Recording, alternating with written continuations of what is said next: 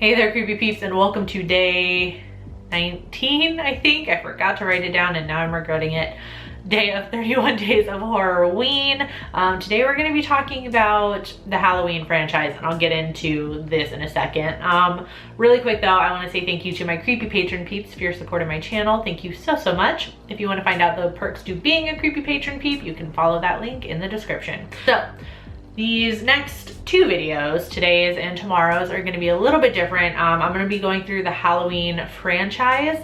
I've mentioned it in a couple videos previous that I, until now, had not seen the entire Halloween franchise. I was missing about half of the franchise. So I figured with the new movie coming out, what better time to watch the entire franchise. So then now I can say I've seen the big three. Now I've seen all of Nightmare on Elm Street, I've seen all of Friday the 13th, and I will have seen all of Halloween. So yeah, so it's gonna be a little bit different. So obviously I'm not gonna do a full review for each one. I have talked about the first Halloween already, and I have done a review for Season of the Witch last 31 days of October, or 31 days of horror, or whatever you want to call it. So I'll link that up above when I mention it. I'm just gonna give a quick summary, my quick thoughts on it, and then I'm going to rank all of the movies. So for today and tomorrow, it's gonna be out of 10, obviously. And then on Sunday, my review of the new Halloween movie will go up, and then I will place that movie in my ranking somewhere. So we'll end up with 11 total for the entire franchise. But for right now, I'm just gonna rank them out of 10. Right, so in this first one, I'm gonna be talking about Halloweens 1, 2, 4, 5, and 6. I'm gonna save talking about Season of the Witch until tomorrow, because I was trying to keep the timelines together. So Halloween 1, 2, and then 4, 5, and 6 are all one timeline. And then we'll talk about it tomorrow, but I just thought it would be, easier to talk about all of these in one video as they follow the same timeline.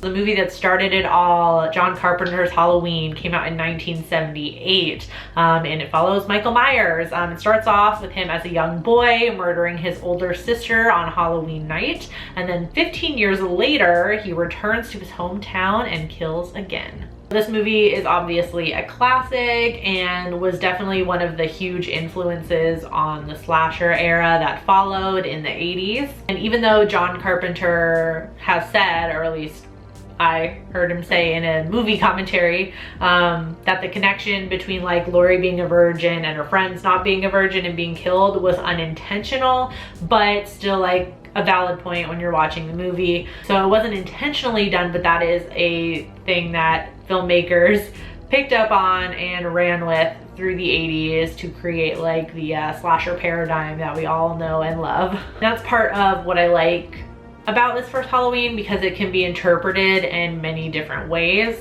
especially Michael. Michael is literally a blank slate. We don't, especially in this first movie, if we're just taking the first movie into account, we don't know his motives. His mask is literally expressionless. It's colorless, it's expressionless, he is a blank slate.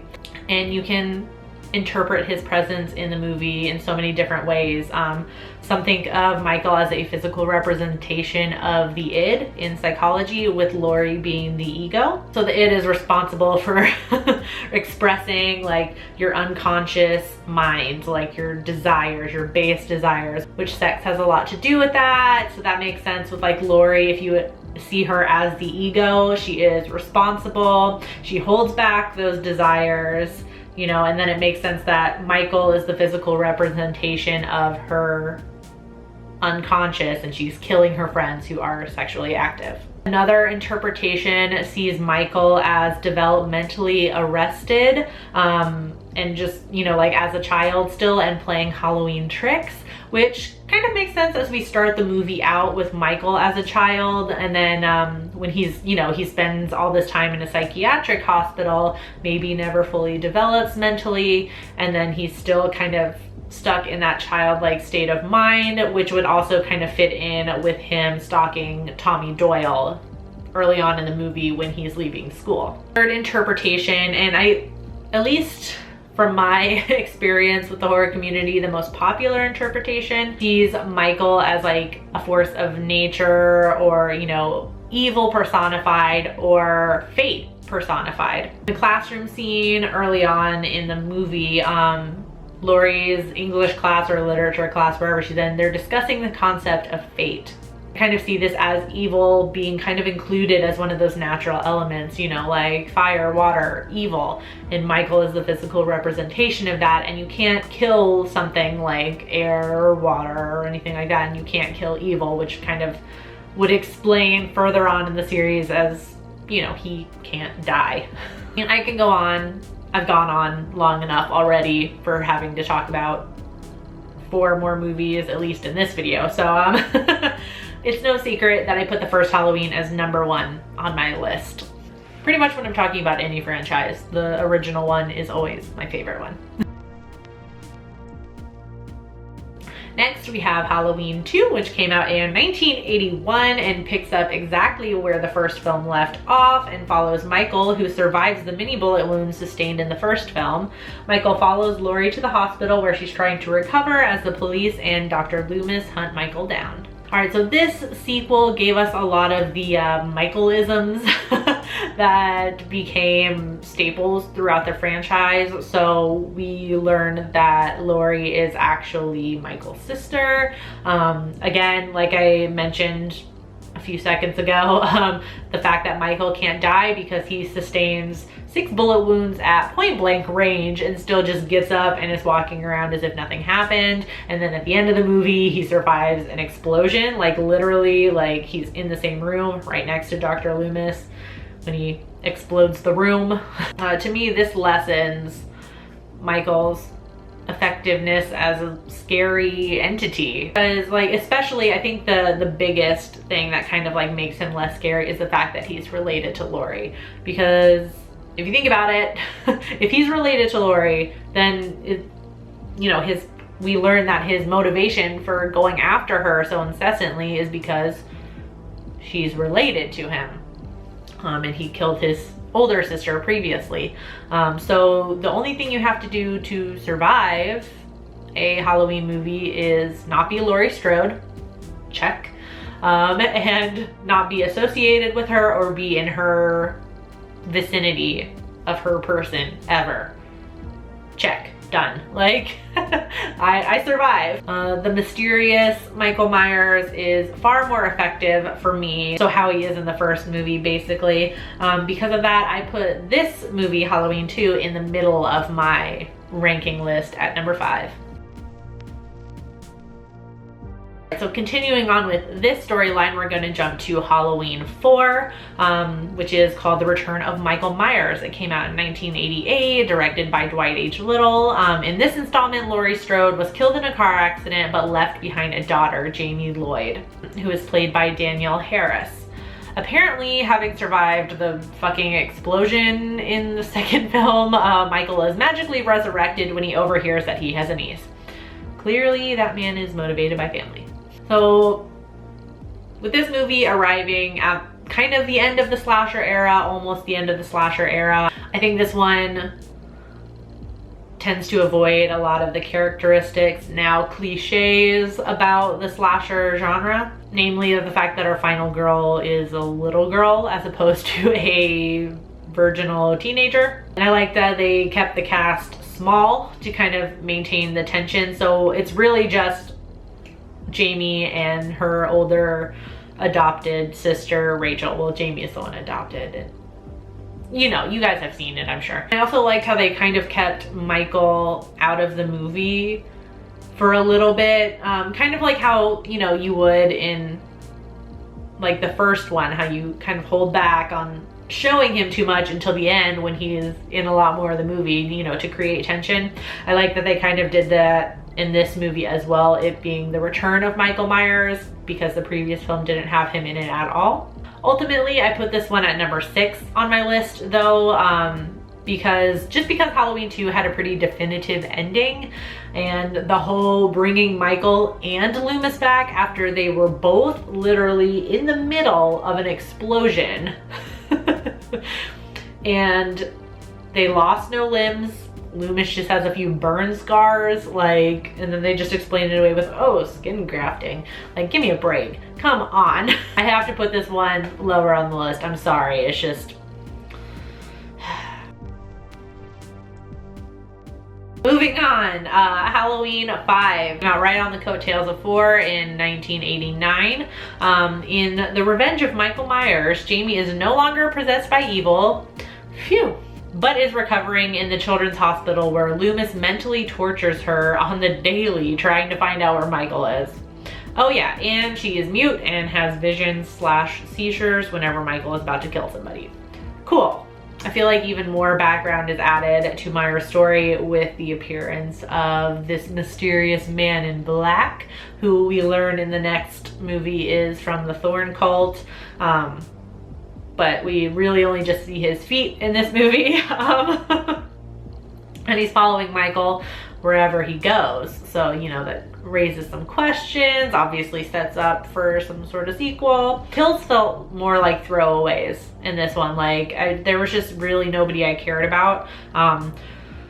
Rachel dies pretty quickly. I mean, which isn't a new concept. Like, I feel like in a lot of slasher sequels, the final girl who everybody usually comes to know and love usually gets killed off pretty fast in the beginning of the movie. So, but other than that, there's really nobody that I cared about, like, because then the focus kind of becomes on Tina.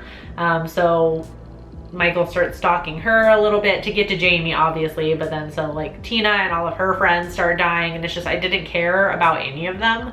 And then Jamie is mute through most of the movie, so it's like she, like, nothing against Danielle Harris, but it was just like, because she wasn't talking, she had really not a whole lot to do in the movie except have like her visions and cry.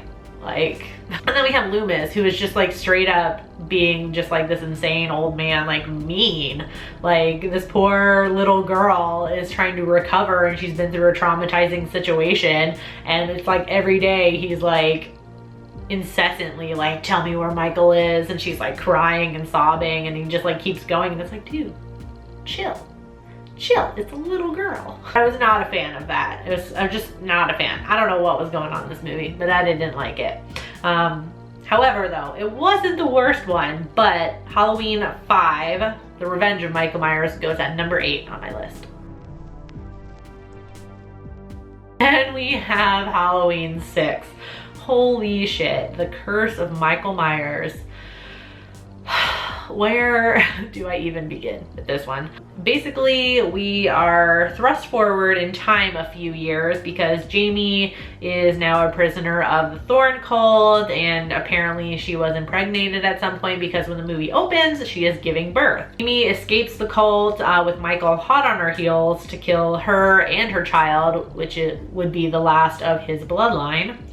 Then we have a randomly dysfunctional family of Strodes living in the Myers house with a now grown-up Tommy Doyle living across the street. The film ends in a lab where apparently Michael has been genetically engineered to be evil. Oh my goodness, like, what? So basically, due to a shit ton of rewrites, some of them because of the unfortunate passing of Donald Pleasance in the middle of shooting this movie is a hot mess. I saw the producer's cut. I wasn't able to see the original theatrical version. It just wasn't available to rent. So I saw the producer's cut, which apparently added more dialogue between the characters Wynn and Dr. Loomis. It has Tommy stopping Michael with those like rune things, and then Wynn passing on the role of Michael's protector to Loomis at the end of the movie. But I mean, if I thought 5 was bad for adding backstory, this one is just insane. According to the internet, a lot of people refer to this one as Halloween on acid. Also because of the editing, it was a lot more frantic and quickly, you know, like quick cuts and jumps and things like that, as opposed to kind of like the slow buildup of tension in the previous Halloween movies. And I agree, this one did feel a little bit more frantic and all over the place, and it didn't help with all of this weird backstory shit going on. I think I've said enough about this movie. I hated it. It's my least favorite in the series, so it's dead last at number 10, and this new one would have to be just you know, a real one-of-a-kind piece of shit to make it below number 6. Right. So that's it for this video. Let me know what you think about all the Halloween movies that I talked about in this video in the comments section. So tomorrow in the next video is going to be Halloween 3 Season of the Witch, and then the rest of the franchise, and then Sunday will be the new Halloween movie. Yay! I do hope you enjoyed this video. If you did, please give it a thumbs up, subscribe if you're new here, and become a creepy peep today. I post videos Monday through Friday normally, and then every single day of this month I'm posting a movie review for October. Thank you so much for watching, and until next time, stay strange. Bye!